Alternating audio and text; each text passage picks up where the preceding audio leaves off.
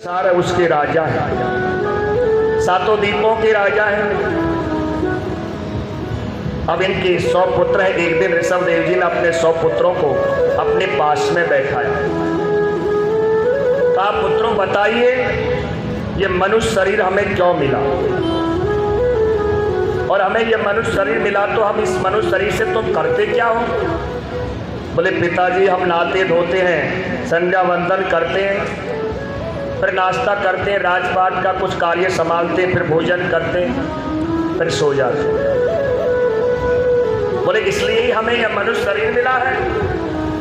तो ऋषभ देव जी के बोले ऐसा सत्संग सुनाया ऋषभ देव जी ने कि 99 बालक तो उसी समय व्रत होकर के सन्यासी बने। केवल एक बच्चे हैं जिनका नाम है भरत।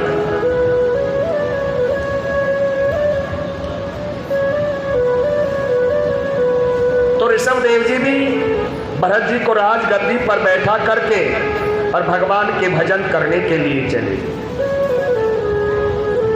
लेकिन कहते हैं कि संसार के लोग भी अटपटे होते हैं।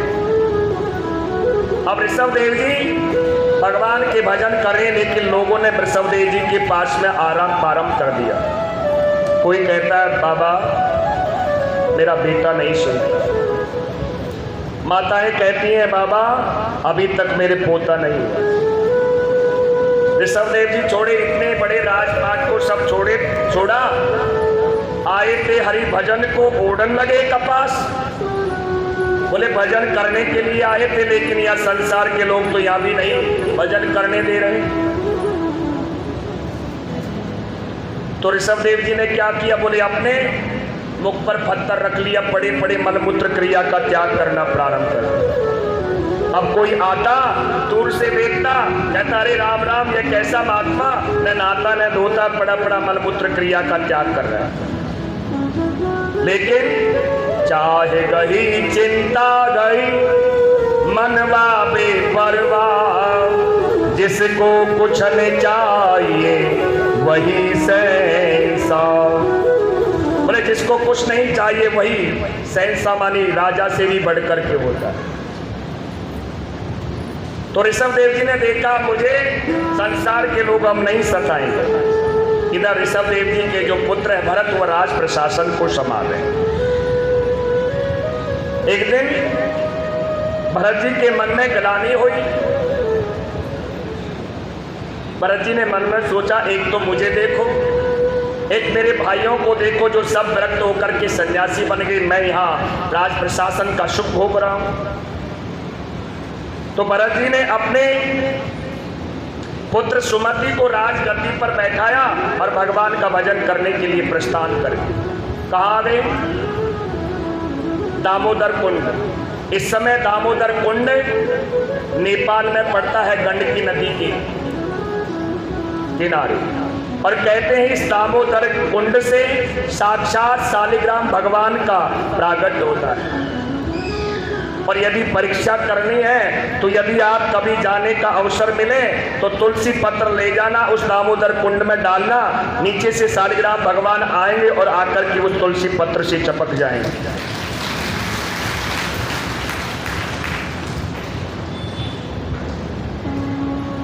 तो भरत जी गंडकी नदी में स्नान किया, भगवान का भजन प्रारंभ कर दिया। एक दिन भरत जी गंडकी नदी में कंठ तक जल में खड़े हैं और भगवान का भजन कर रहे हैं। देखा भजन करते करते कि एक हिरनी उस गंडकी नदी में जल पीने के लिए आई, और जैसे ही वो हिरनी ने जल पीना प्रारंभ किया, किसी शेर ने जोर से धाड़ लगा दी।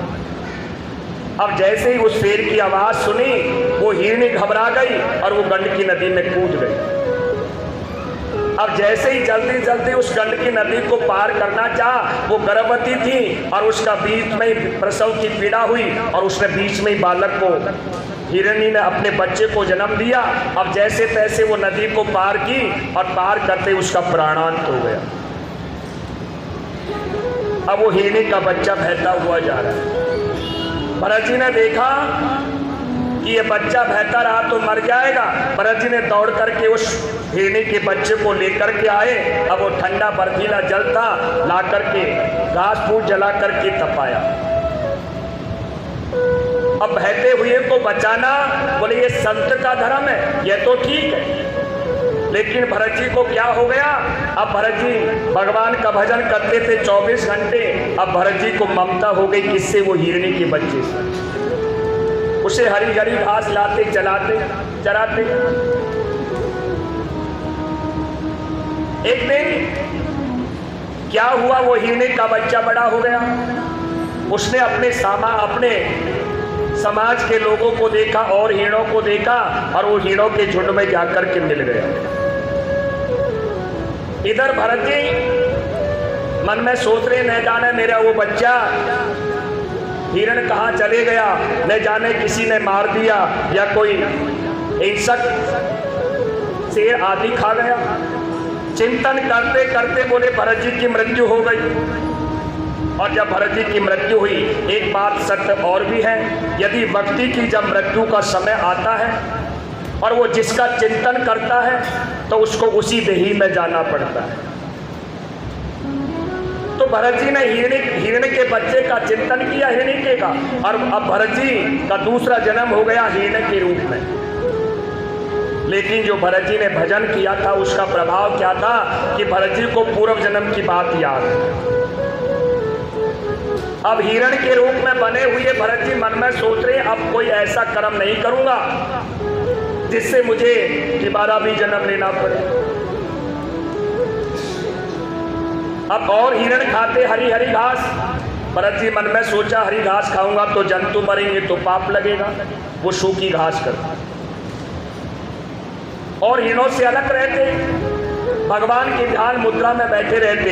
एक बार क्या हुआ, आपस में पेड़ों की घर्षण से जंगल में आग लग गई और भरत जी जो हिरण के रूप में उनका भी प्राणांत हो गया। अब भरत जी का तीसरा जन्म हो गया। और भरत जी का तीसरा जन्म किसके हुआ? बोले एक ब्राह्मण के घर हो गया।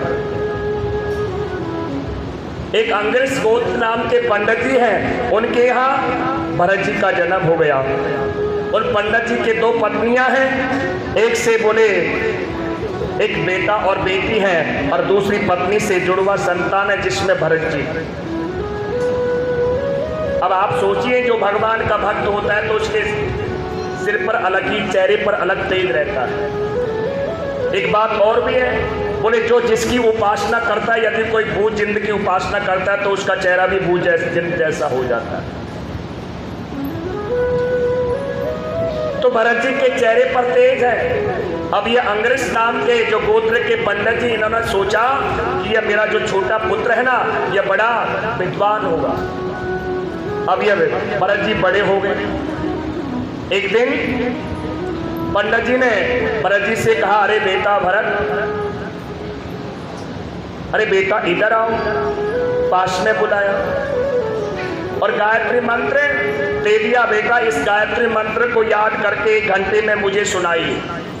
अब भरत जी को अपने दोनों जन्मों की बात याद है। भरत जी ने मन में सोचा, यदि मैंने आज पिताजी को गायत्री मंत्र सुना दिया, कल क्या कहेंगे, किसी यजमान के यहाँ गृह प्रवेश है, फिर कहेंगे किसी यजमान के यहाँ विवाह कराने जाना है, अब फिर मुझे वही चक्कर में पड़ना पड़ेगा। अब मैं कोई ऐसा कर्म नहीं करूंगा जो मेरा चौथा जन्म भी हो। अब इनके पिताजी गायत्री मंत्र रटाते रटाते हार गए, इन्होंने एक शब्द नहीं बोला। अब जैसे ही पिता को क्रोध आया, अरे मैं तो तुझे विद्वान समझता था, लेकिन तू तो बिल्कुल जड़ है। अब इनका नाम पड़ गया जड़ भरत। अब माता पिता दोनों की मृत्यु हो गई। अब ये श्रीमान जी कमाते दमाते कुछ नहीं करते। अब इनके भाई भी क्या करते हैं, बोले घर में खाने के बाद में रूखा सूखा जो बच जाता है ना, वो इसके आगे ऐसे डाल देते हैं जैसे कोई किसी कुत्ते को खिला रहे। लेकिन ये आराम से भगवान का प्रसाद समझ करके पा लेते हैं। अब जो माल खाने वाले हैं, बोले वो दुबले पतले हैं और ये हष्ट पुष्ट है। क्यों? चाहे गई चिंता गई तुलसी बिरवा बाग की सीतत ही मुरझाए। राम भरोसे जो रहे पर्वत पर हरियाए। जो परमात्मा के भरोसे रहता है बोले उसकी रक्षा स्वयं परमात्मा करता है। अब इन भाइयों ने क्या किया बोले ये कुछ करता धरता नहीं, एक दिन इनको खेत की रखवाली के लिए भेज दिया। अब ये श्रीमान जी खेत की रखवाली कर रहे हैं। अब खेत की रखवाली करें तो खेत में चिड़िया चुग रही है। अब ये क्या कह रहे हैं, राम जी की चिड़िया राम जी का खेत, चुगोरी चिड़िया भर भर पेट। राम जी की चिड़िया राम जी का खेत, चुगोरी चिड़िया भर भर पेट। राम जी की चिड़िया राम जी का खेत, चुगोरी चिड़िया भर भर पेट। चुगोरी चिड़िया भर भर पेट। भगवान की चिड़िया भगवान का खेत है, हमारा कुछ नहीं। भाइयों ने आकर के देखा अरे ये कुछ काम का नहीं है, धक्का दे करके वहां से कह दिया अब तू यहाँ से चले जा, तेरा कोई काम नहीं। अब ये श्रीमान जी कहाँ जा रहे कोई पता नहीं। इधर जिस वन से होकर के ये भरत जी जा रहे हैं उसी वन में रहते हैं भील, और भीलों का एक सरदार है। उस सरदार ने प्रतिज्ञा की हुई है कि जब मेरे पुत्र होगा तो मैं एक नर बलि दूंगा, यानी एक मनुष्य की बलि दूंगा काली देवी। अब उसके संतान हो गई तो एक जिस नर बलि देने के लिए जिस मनुष्य को लेकर के आए, न जाने वो रात्रि में कैसे छुड़ा करके वहां से भाग करके चला गया। भीलों के सरदार ने कहा हमको तो हमारी प्रतिज्ञा, हमको तो कल बलि देनी है, और बलि देने के लिए जिसको लेकर के आए वो चला गया। जाओ जो भी तुम्हें रास्ते में मिल जाए उसको लेकर के पकड़ लेकर के आओ, हम बलि देंगे। अब ये भीलों को और तो कोई मिला नहीं। अब ये श्रीमान जी जड़ भरत जी मिल गए। अब भरत जी को ले जाकर जड़ भरत जी को ले जाकर के बलि देने से पहले क्या करते हैं, भरत जी को नलाया धुलाया, नारे कोई मस्त है, कोई लेना देना नहीं, कपड़े पहनाए, पकवान खिला रहे, भरत जी पा रहे आराम से। अब भरत जी को ले जा करके काली देवी के सामने खड़ा कर दिया। बोले अपना सिर झुकाओ। भरत जी ने अपना सिर झुका दिया। जैसे ही भीलों के सरदार से म्यान से तलवार निकाली, काली देवी मन में सोची कि परमात्मा के भक्त की यदि आज मुझे बलि दे दी गई तो गोविंद मुझे भी माफ नहीं करेगा। अब जैसे ही बलि देने के लिए तलवार को जैसे ही वार करना चाहा, काली देवी प्रकट हो गई और तलवार लेकर के जितने भी बोले भील थे उनके सिर धड़ से अलग कर दिए। अब ये श्रीमान जी वहां से भी चले जा रहे हैं, कोई चिंता नहीं है कहाँ जा रहे हैं। इधर एक सिंधु देश नाम का राजा है और उस राजा का नाम है रहुगण। ये राजा बड़ा क्रूर है। अब ये राजा कहाँ जा रहा है, कपिल देव भगवान के पास में सत्संग करने के लिए। तो राजा की पालकी को लेकर के चार कहार चल रहे हैं। एक कहार की न जाने कैसे तबीयत खराब हो गई।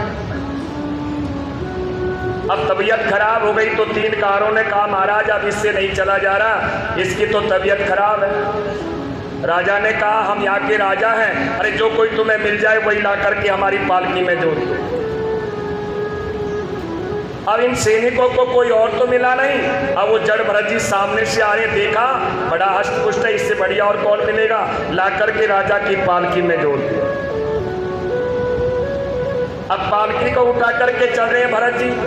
अब भरत जी जब चलते हैं रास्ते में तो उनका नियम क्या है, बोले 3 हाथ जमीन पहले देख करके चलते हैं कि मेरे पैर के नीचे कोई चींटी आदि जंतु तो नहीं आए। अब जैसे ही कोई चींटियों का बिल आता आदि आता, भरत जी उछल जाते। अब जैसे ही भरत जी उछलते तो आप लगाओ जब पालकी को ढोने वाला उछलता है तो पालकी में बैठने वाले का क्या हाल होगा। राजा का सिर जैसे ही पालकी की लकड़ी से टकराता, जोर से चिल्लाता, अरे तुम लोगों से ठीक से चलना नहीं आता। और कार बोले महाराज ये जो मोटा ताजा बाबा है ना, ये बड़ी उछल कूद कर रहा है। फिर भरत जी उछल गए। राजा ने कहा अरे मैं तुझसे कह रहा हूं तू जीवित है मुर्दा। फिर भी कुछ नहीं बोले। फिर आगे बढ़े, फिर उछल गए। राजा रघुगण ने कहा, तुम्हें पता है हम यहाँ के राजा हैं, तुम्हारी ऐसी और ऐसी चिकित्सा करेंगे कि तुम्हारे सिर से हम खाल भी उधेड़ लेंगे। महाराज जी कुछ नहीं बोले। फिर उसने राजा को क्रोध आया। अब भरत जी ने मन में सोचा कि मैंने 40 वसंत पूरे कर लिए, मतलब 40 वर्ष पूरे हो गए, एक शब्द नहीं बोले किसी से। और यदि आज मैं इस राजा रघुगण से नहीं बोलूंगा तो लोग क्या कहेंगे कि भरत जैसा ज्ञानी ने राजा रघुगण की पाल के ऊपर उठा करके मूर्ख का मूर्ख छोड़ दिया। तो तुरंत भरत जी बोल पड़े, और जैसे ही भरत जी बोले राजा रघुगण तुरंत पालकी से नीचे कूद करके देखा तो जनेऊ धारण करे हुए हैं। राजा रघुगण हाथ जोड़ करके निवेदन कर रहे, प्रभु बताइए, आप तो ब्राह्मण लगते हैं, कहीं कपिल भगवान ही तो नहीं आ गए? आप हैं कौन? जड़ भरत जी कह रहे, वारे राजा मैं तो तुझे ज्ञानी समझ रहा था, मुझसे पूछ रहा है मैं कौन? अरे जो तू है वो मैं हूं। बोले महाराज आप सीधा सा उपाय, सरल सा कोई सरल सी बात बताइए, मैं तुम्हारी ये भाषा नहीं समझ रहा। बोले राजन हमने पानी लिया और उस पानी को लेकर के बोले चूल्हे पर रख दिया। अब वो बर्तन में पानी है, चूल्हे में हमने लकड़ी जलाई, अग्नि प्रकट हो गई। अब अग्नि का संबंध किससे हो गया? उस पात्र से। पात्र का संबंध किससे हो गया? जल से। तो बताइए तकलीफ किसको हो रही है? बोले अग्नि को तकलीफ है तो उसका संबंध हो रहा है पात्र से, तो उसको तकलीफ होनी चाहिए। उसका संबंध है जल से और उसको जल को होना चाहिए।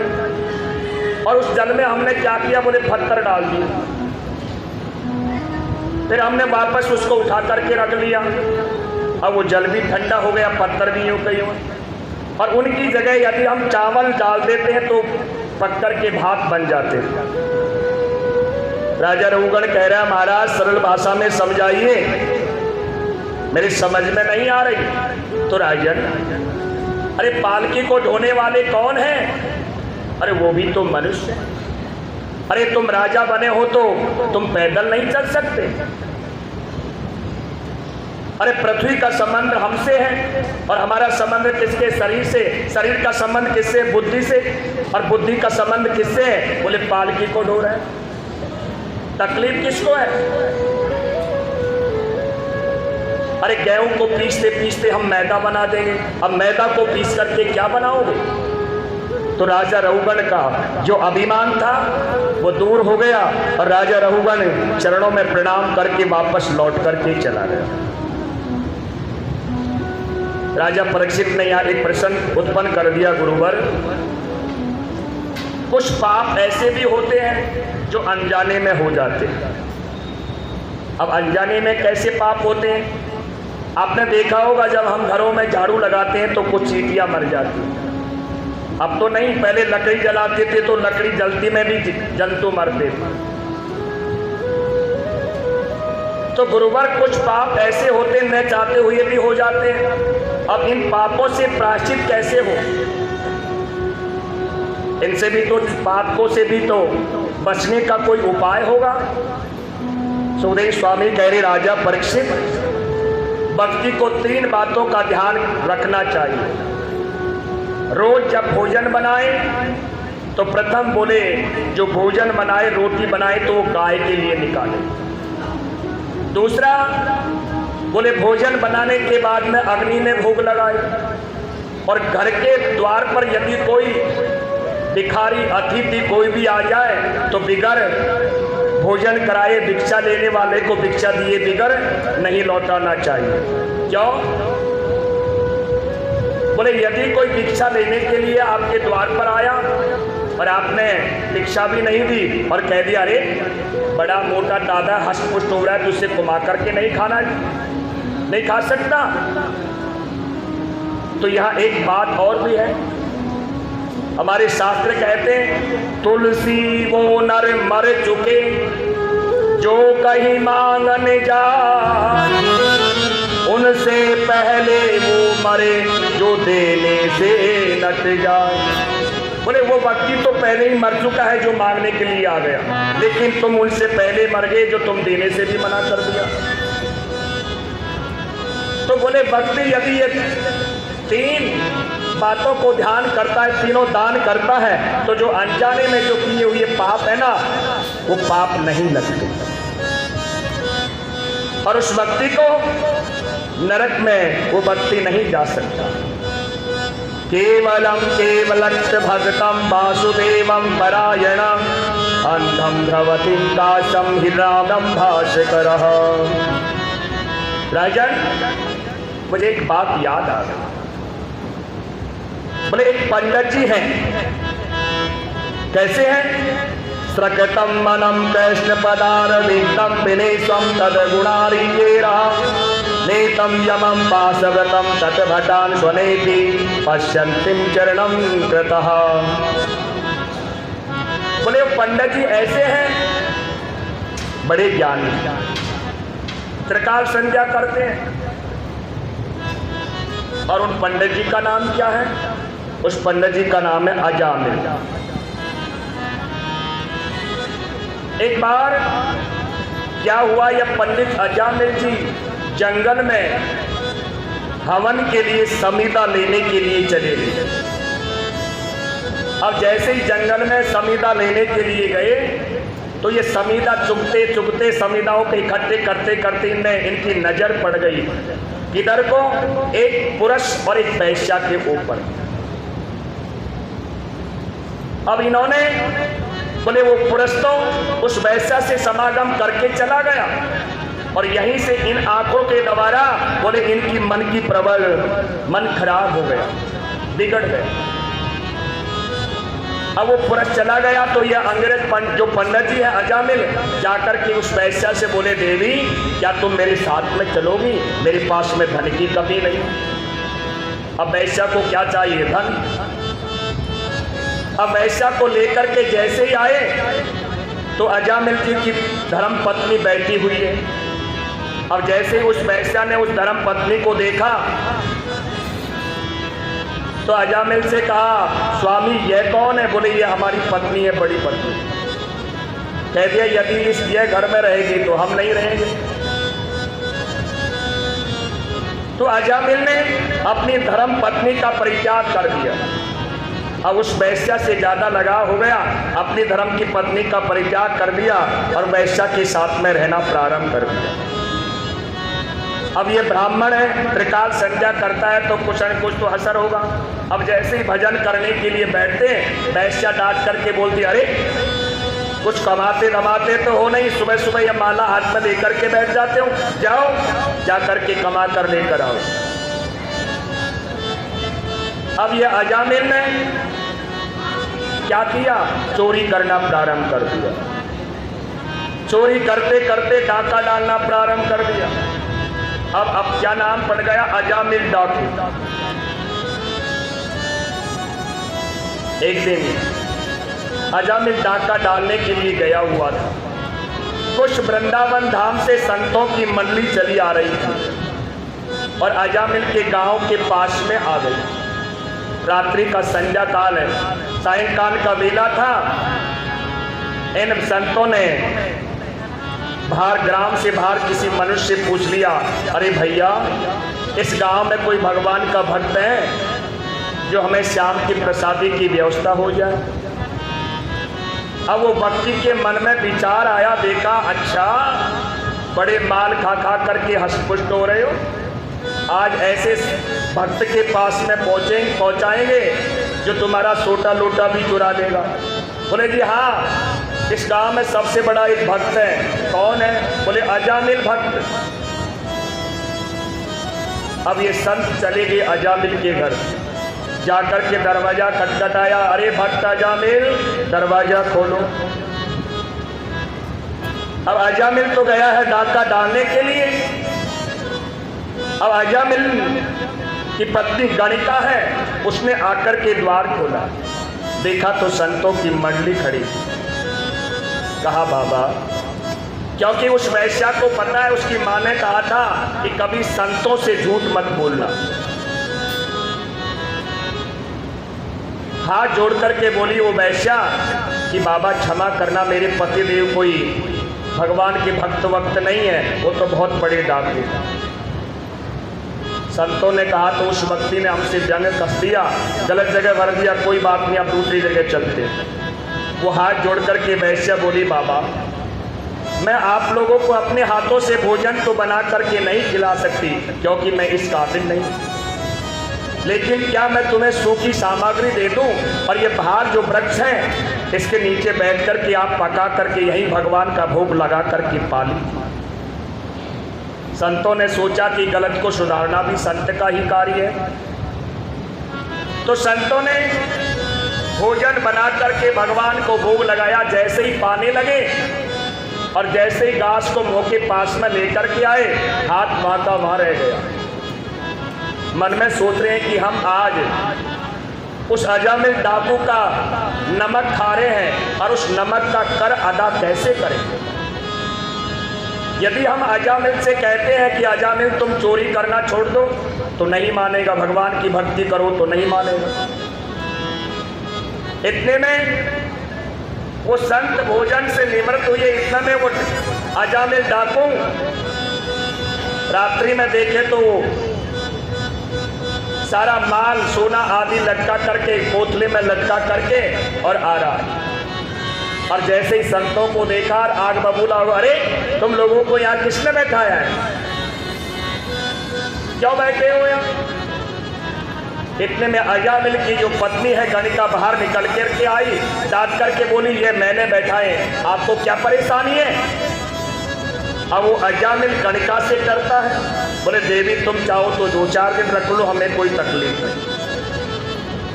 अब संतों ने मन में सोचा है तो बड़ा तेज तर्राज आदमी, लेकिन इसे इसके मुक्ति का उपाय बताए कैसे। फिर बुलाया, अरे भक्त अजामिल यहाँ आओ हमारे पास। बोलो बाबा वो क्या है। बोले भक्त हमने तुम्हारे घर का भोजन किया है और संत को ब्राह्मण को जब भोजन कराते हैं तो दक्षिणा देते हैं, तो क्या तुम हमें दक्षिणा नहीं दोगे। अजामिल क्रोध में आकर के बोला, ओ बाबा जी, अरे भूतों से भी भूत लेते हैं क्या, अरे लोटा सोटा तुम्हारा नहीं चुराए, यही सबसे बड़ी दक्षिणा है। संत बोले, अरे अजामिल हम तुमसे कोई धन दौलत थोड़ी मांग रहे हैं, तो क्या मांग रहे हो। बोले हम देख रहे हैं कि तुम्हारी पत्नी गर्भवती है और जब इसका बालक जन्म ले तो उसका नाम तुम नारायण रख देना और हमें कोई दक्षिणा नहीं चाहिए। देखो कितना सुंदर उपाय बता करके चले। अब वो संत चले गए और अजामिल के वो पुत्र हुआ और उसका नाम उसने नारायण रख लिया। सोचा कि नाम तो कुछ न कुछ रखना पड़ेगा। अब नारायण नाम रख लिया। अब बोले दोनों अजामिल और गणिका दोनों प्रेम करते हैं छोटे वाले पुत्र से, क्योंकि घर में जो छोटा होता है उसी से सब प्रेम करते हैं। तो एक दिन अजामिल का जब मृत्यु का समय आया तो बालक दूर खेल रहा था। अब ये खटिया पर पड़े पड़े जैसे इन्होंने देखा यम के दूतों को तो जोर जोर से चिल्लाने प्रारंभ कर दिया, अपने पुत्र को बुला रहे, अरे बेटा नारायण, अरे बेटा नारायण कहाँ हो, अरे बेटा नारायण कहाँ हो। जोर जोर से अपने पुत्र को बुला रहे नारायण नारायण करके हुए। अब जैसे ही भगवान नारायण का नाम लेकर के पुकारा तो जैसे यम के दूतों ने फंदा जैसे गले में डाल करके खींचना चाहा, इतने में भगवान के पार्षद आ गए। भगवान के पार्षदों ने डांटते हुए कहा, अरे तुम कहाँ ले जा कर रहे हो इसको, तुम कैसे ले जा रहे हो इसे। बोले जी ये बड़ा पापी है, हम नरक में ले जा रहे हैं, यमराज ने भेजा है हमें, हम यमदूत हैं। बोले नहीं तुम इसे नहीं ले जा सकते, इसने हमारे प्रभु नारायण का नाम लिया है। यमदूत कह रहे महाराज इसने तुम्हारे नारायण नारायण का नाम ले लिया, इसका पुत्र का नाम नारायण है। भगवान के द्वारपाल कह रहे हैं देखो, चाहे पुत्र का लो चाहे पोते का लो, लेकिन इसने लिया हमारे नारायण प्रभु का नाम, इसे तुम नहीं ले जा सकते।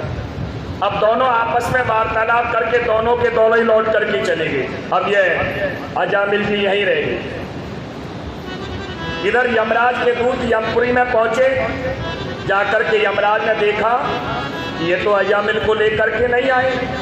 पूछा तुम अजामिल को लेने के लिए भेजा, तुम अजामिल को लेकर के क्यों नहीं आए? बोले महाराज, हमने तो सोचा कि सारी दुनिया के मालिक आप हो, लेकिन आज पता चला कि तुमसे भी बड़ा कोई और है। क्या हुआ? बोले वो तो वहां भगवान के पार्षद आ गए और उन पार्षदों ने मना कर दिया कि इसने नारायण प्रभु का नाम का स्मरण किया है, इसलिए तुम इसे नरक में नहीं ले जा सकते। तो यमराज एकदम गंभीर हो गए।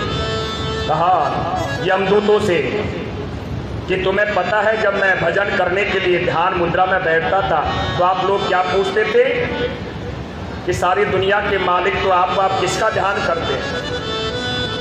तो मैं वही नारायण प्रभु का ध्यान करता था।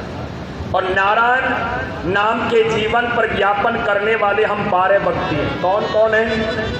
शंभु नारदम कुमारो कपिलो मनु प्रहलादो जनको भीष्मो बलिर्व्यासो कबीर वयम। नारायण नाम के आधार पर जीवन को चलाने वाले हम 12 भक्ति हैं। शंभु, नारद, कपिल देव, सनत कुमार, शंभु मनु, प्रहलाद जी, जनक, भीष्म पितामह, बलि महाराज, सुखदेव और धर्मराज। हम 12 भागवत हैं, उन्हीं के नाम से हम जीवन यापन करते हैं। तो इन यमदूतों ने कहा तो महाराज बताइए, सभी ने अपने पुत्र पौत्रों का नाम नारायण रख दिया तो किसको लेकर के आएंगे? बोले जिसने जीवन में कभी प्रभु का नाम नहीं लिया हो, नारायण नाम का स्मरण नहीं किया हो, उसे लेकर के चले आना।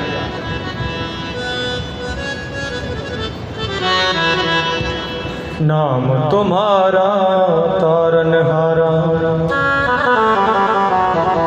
जाने कब दर्शन होगा, जिसकी रचना इतनी सुंदर वो कितना सुंदर होगा। नाम तुम्हारा तारनहारा, जाने कब दर्शन होगा, नाम तुम्हारा तारनहारा, जाने कब दर्शन होगा, जिसकी रचना इतनी सुंदर वो कितना सुंदर होगा, जिसकी रचना इतनी सुंदर कितना सुंदर होगा। तुम्हारा तारनहारा।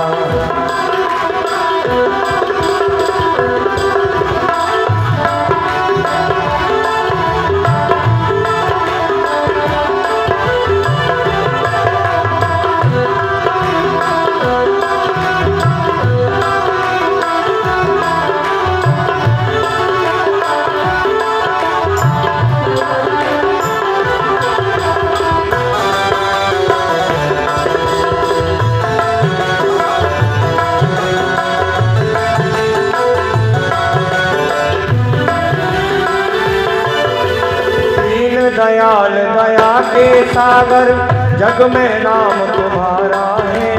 दीन दयाल दया के सागर, जग में नाम तुम्हारा है। तुम बिन मेरे बाल कृष्ण प्रभु कोई न मेरा सहारा है।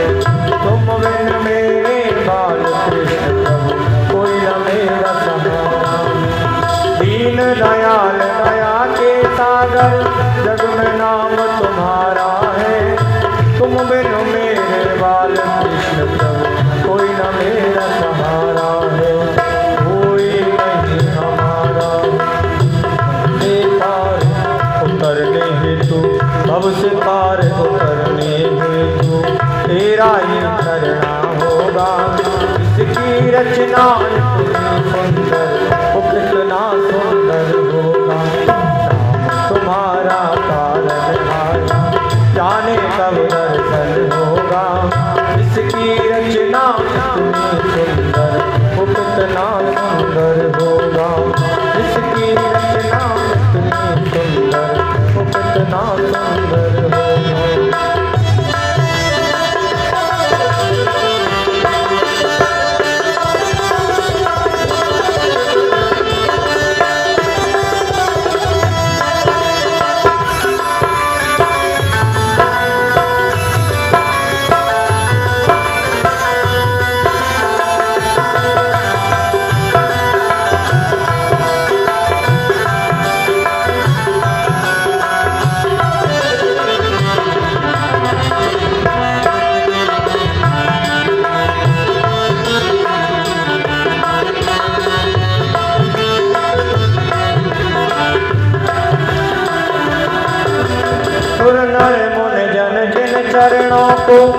जिस दिन ध्यान लगाते हैं, फिर नर मन जन जिन चरणों को जिस दिन ध्यान लगाते हैं, जो भी तुम्हारे दर पर आए मन वंचित फल पाते हैं, जो भी तुम्हारे दर पर आए मन वांछित फल पाते हैं।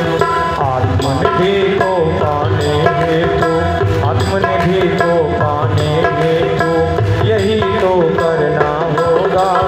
इसकी रचना सुंदर हो, कितना सुंदर होगा। तुम्हारा तारनहारा जाने कब दर्शन होगा। इसकी रचना सुंदर हो, कितना सुंदर होगा।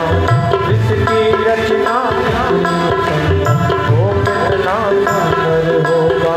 श्री राम जय राम जय राम, श्री राम जय राम जय राम, श्री राम जय राम जय राम, राम जय राम जय राम, श्री राम जय राम जय राम, श्री राम जय राम जय राम, श्री राम जय राम जय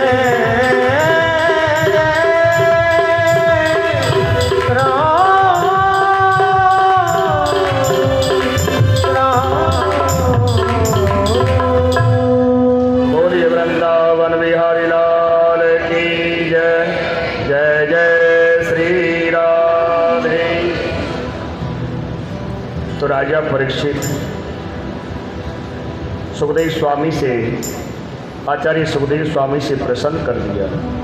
कह रहे हैं गुरुवर, संप्रियम सुहृदम ब्रह्मणम भूतानाम भगवान स्वयं, इंद्रास्तम कथम दैत्यान वदितम विस्मयो यथा।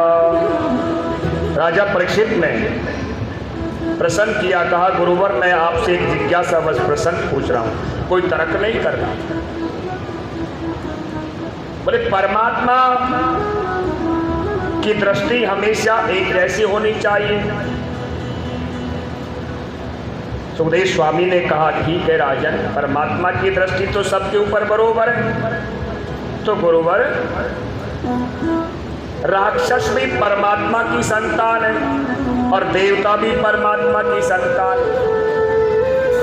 तो भगवान देवताओं की रक्षा करते हैं, राक्षसों का वध करते हैं, ऐसा क्यों? और मैं आपसे यह पूछना चाहता हूं, क्या सभी देवता अच्छे हैं?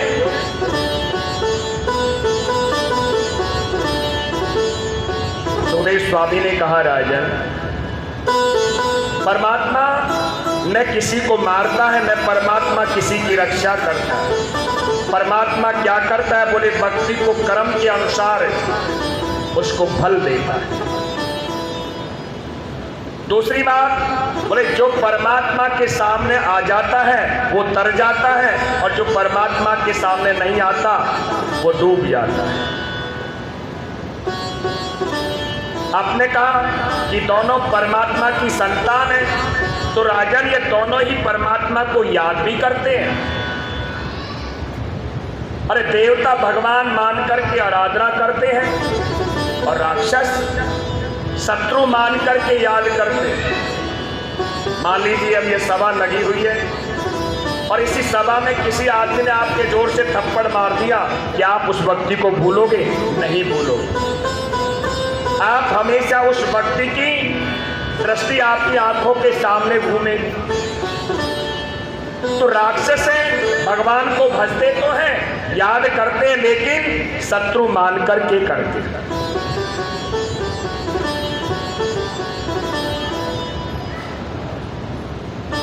तो राजन देखिए, हिरण्यकश्यप ने भगवान से द्वेष किया और हिरण्यकश्यप की बोले इसी जन्म से नहीं, कई जन्मों से शत्रुता चली आ रही है। पहले हिरण्यकश्यप ने प्रहलाद का बहाना बनकर के नारायण से द्वेष किया। दूसरी बार शिशुपाल बनकर के द्वेष किया। तीसरी बार रावण बनकर के द्वेष किया।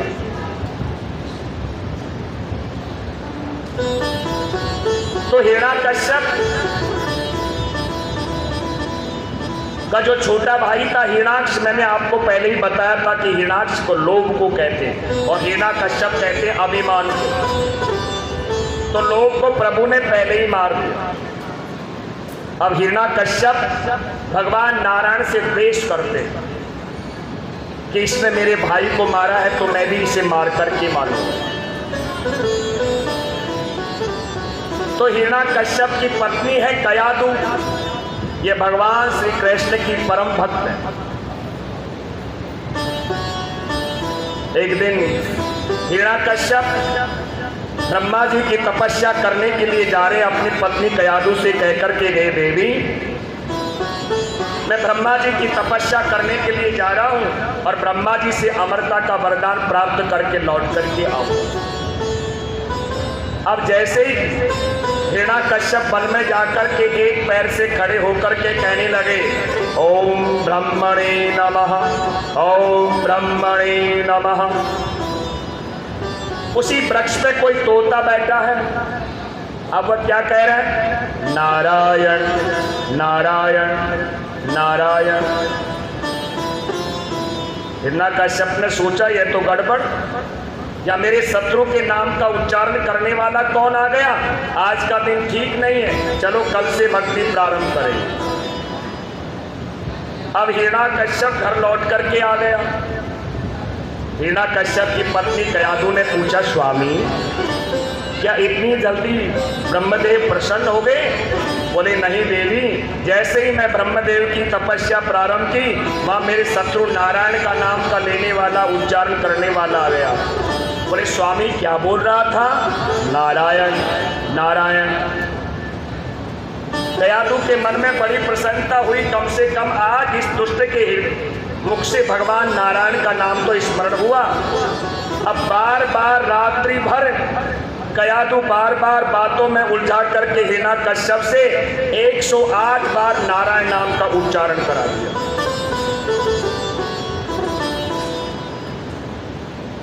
दूसरे दिन प्रातःकाल हिरण्याकश्यप ब्रह्मदेव की तपस्या करने के लिए आ गए और तपस्या प्रारंभ कर दी। इधर इंद्र ने सोचा कयादु गर्भवती है और ये हिरण्याकश्यप हमारा शत्रु है, एक काम करते कर, जब कयादु गर्भवती या बालक जैसे ही जन्म लेगा तो हम उसको मार देंगे, हम कयादु को ले चलते हैं। अब इंद्र देवता ने क्या किया? कयादु को पकड़ करके लेकर के जा रहे हैं। इधर से नारद जी आगे नारायण नारायण करते, अरे इंद्र कयादु को कहाँ लेकर के जा रहे हो? बोले महाराज हमारे शत्रु की पत्नी है, गर्भवती है और इसके गर्भ से जैसे ही बालक जन्म लेगा तो जो काम हमें बाद में करना था हमने सोचा हम पहले ही कर लेते। नारद जी ने कहा, अरे इंद्र तुझे पता है कयादु की गर्भ में कौन है? अरे भगवान का नारायण का परम लाडला भक्त है। अरे तुम इसका बाल भी बांका नहीं कर पाओगे, लेकिन तुम जीवित भी नहीं बचोगे। इंद्र घबरा गए। इंद्र ने क्या किया? 4 प्रकम्मा कयादु की करके हाथ जोड़ करके वहां से चले गए इंद्र लोग। इधर नारद जी कयादु को लेकर के आश्रम में आ गए और कयादु से बैठ करके सत्संग किया। कहा, बेटी कयादु, जब तक तुम्हारे पतिदेव हिरण्याकश्यप तपस्या करके लौट करके नहीं आते तब तक तुम इस गर्भ को धारण करके रख सकते। अब हिरण्याकश्यप की तपस्या से ब्रह्मदेव प्रसन्न हो गए। कहा, मांगो वरदान। अमरता का वरदान मांग रहे। ब्रह्मा जी ने कहा, देखो अमर तो हम भी नहीं है, हमारी भी 100 वर्ष की आयु निश्चित है, तो जब हम स्वयं अमर नहीं है तो तुमको अमरता का वरदान कैसे दे सकते हैं? और कोई मांग लो। हिरण्याकश्यप ने सोचा ऐसा वरदान मांगू जिन्हें पता भी नहीं चले मैं अमर भी हो जाऊं, न दिन में मरूं, न रात में मरूं, न बाहर मरूं, न भीतर मरूं, न ऊपर मरूं, न नीचे मरूं, 12 वर्षों में मेरी किसी से मृत्यु न हो, किसी भी महीने में। और तो और क्या बोले, तुम्हारी सृष्टि में बनाए हुए किसी के द्वारा मेरी मृत्यु न हो, अस्त्र से मरूं न शस्त्र से मरूं। ब्रह्मा जी ने कह दिया एवं मस्तु। वरदान लेकर के लौट करके आए, इधर कयादू आई और कयादू ने उस बालक को जन्म दे दिया जिस बालक का नाम है प्रहलाद। अब ये प्रहलाद बड़ा हो गया तो हिरण्याकश्यप ने प्रहलाद को गुरुकुल में पढ़ने के लिए भेज दिया और गुरुकुल के आचार्य हैं गुरु शुक्राचार्य के पुत्र अंड और शर्मा। अब इन्होंने बोले, और प्रहलाद तो भगवान के परम लाडले भक्त हैं क्योंकि गर्भ में ही नारद जी के द्वारा सत्संग मिला है। तो क्या प्रहलाद जी क्या करते, कभी हंसने लग जाते, कभी रोने लग जाते। प्रहलाद जी को मिलाने के लिए दोनों गुरु आए। हिरण्याकश्यप ने जैसे पुत्र प्रहलाद को देखा दौड़ करके गोद में ले लिया। बेटा, तुमने क्या शिक्षा प्राप्त की गुरुओं से? प्रहलाद जी ने कहा, पिताजी, हमने यह निष्कर्ष निकाला है कि जो यह नारायण प्रभु ने जो हमें शरीर दिया है ना, उससे हम प्रभु की भक्ति करनी चाहिए। अब जैसे ही नारायण का नाम लिया, हिरण्याकश्यप को क्रोध आ गया, जोर से अपनी गोद से उठा करके नीचे पटक दिया। दोनों गुरुओं को डांट करके बोला, अरे तुम लोगों ने मेरे पुत्र की बुद्धि को खराब कर दिया। हाथ जोड़ करके बोले, महाराज ये पता नहीं कहां से पढ़े पढ़ाया है।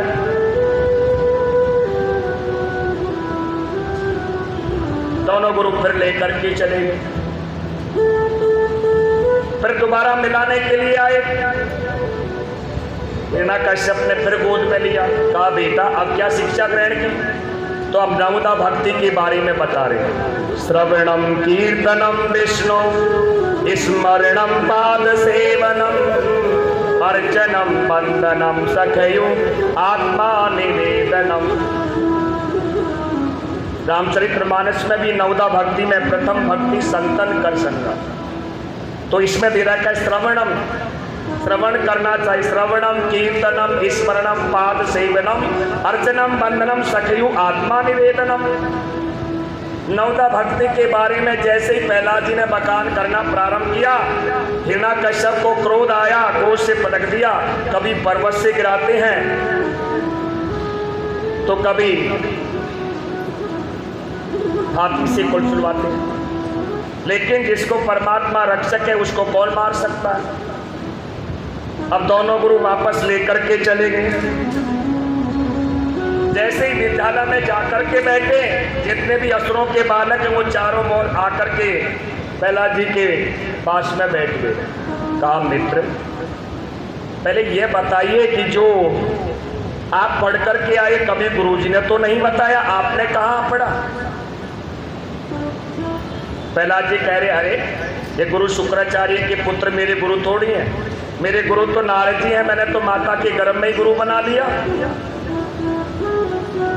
लेकिन मित्र, हम आपको, हमारा तुम सहपाठी हो इसलिए हम आपको मित्र मानते हैं। अरे तुम्हें बार बार मारने का प्रयत्न किया जाता है तो दुख भी हमको भी होता है। अरे तुम्हारे नारायण को बीच में लेकर के कहाँ से आ गए?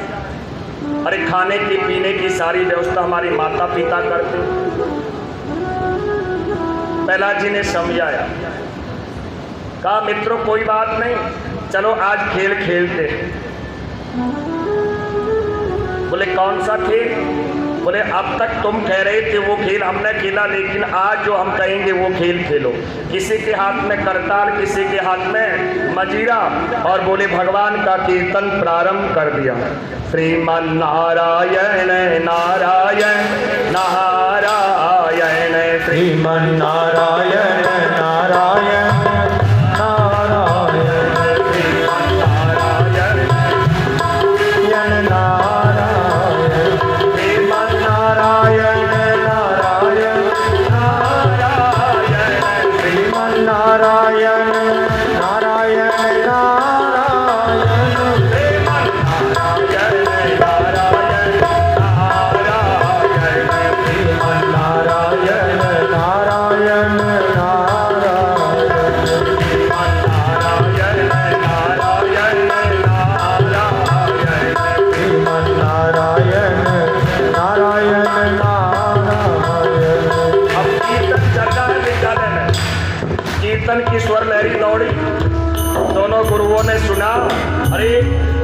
तो गड़बड़ है, नारायण के नाम का कीर्तन कौन करा रहा है यहाँ?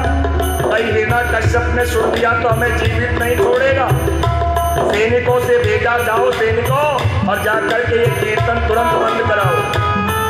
अब वो सैनिक आए, सैनिकों ने देखा कि सबकी जड़ कौन है, बोले ये प्रहलाद है। एक काम करते हैं, प्रहलाद को पकड़ लेते हैं और ये असुरों के बालक को वैसे ही उठ जाएंगे। कहते हैं कि जैसे ही उन सैनिकों ने प्रहलाद जी को छुआ और